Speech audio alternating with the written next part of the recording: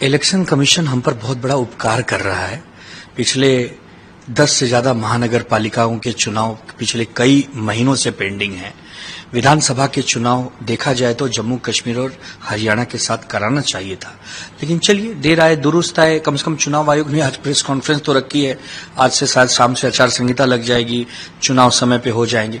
ये विपक्षी दबाव की वजह से ही संभव हो पा रहा है, अन्यथा चुनाव आयोग तो जैसे महानगर पालिका और सेनेट जैसे छोटे इलेक्शन को भी नहीं छोड़ रहे हैं लोग।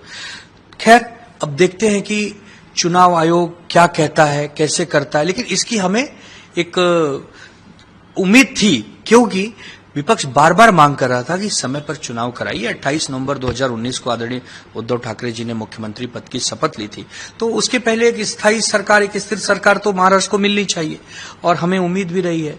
और जिस प्रकार इनके उद्घाटनों का दौर हम देख रहे थे, जिस प्रकार टोल माफी चल रही थी, जिस प्रकार अहमदनगर का नाम अहिल्याबाई देवी जी के नाम पर हुआ, और 8 अक्टूबर का जो नोटिफिकेशन है उसको कल देवेंद्र जी 14 अक्टूबर को ट्वीट कर रहे हैं कि कितना श्रेय ले लिया जाए कि भाई आचार संहिता लगने से पहले पिछले 10-12 दिनों में अगर देखें तो 1600 से ज्यादा निर्णय, फैसले इस सरकार ने लिए हैं। मतलब जैसे पानी की बरसात होती है ना, उससे भी बड़ी बरसात इस समय जुमलेबाजी की सरकार ने की है। तो एक उम्मीद थी कि कभी भी आचार संहिता लग सकती है। अब आज प्रेस है, देखते हैं कि राजीव कुमार जी क्या शायरी कहने वाले हैं आज महाराष्ट्र और झारखंड के लिए। हरियाणा में पहले कुछ डेट दिया गया, फिर डेट को बढ़ाया गया।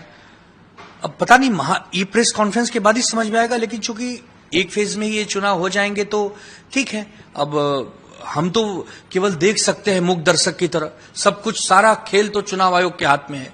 अब चुनाव आयोग क्या कहने वाला है, कितने फेज में करवाने वाला है, कैसे करने वाला है, क्या उसकी सुविधा है, अभी तो चुनाव आयोग ही बता पाएगा। लेकिन अच्छे से चुनाव हो, पारदर्शी चुनाव हो, टीएन शेषन साहब की जो परंपरा रही है उसको आगे बढ़ाया जाए, यही उम्मीद राजीव कुमार जी से करूंगा। लेकिन राजीव कुमार जी से उम्मीद करूं तो क्या करूं, यही राजीव कुमार जी हैं, इन्हीं का चुनाव आयोग है जो कहता है कि उद्धव बाला साहब ठाकरे जी की जो शिवसेना है वो असली नहीं है, उनका चुनाव चिन्ह तीर धनुष उनका नहीं है, नाम उनका नहीं। इसी चुनाव आयोग के निर्णय, यही चुनाव आयोग ने शरद पवार साहब की पार्टी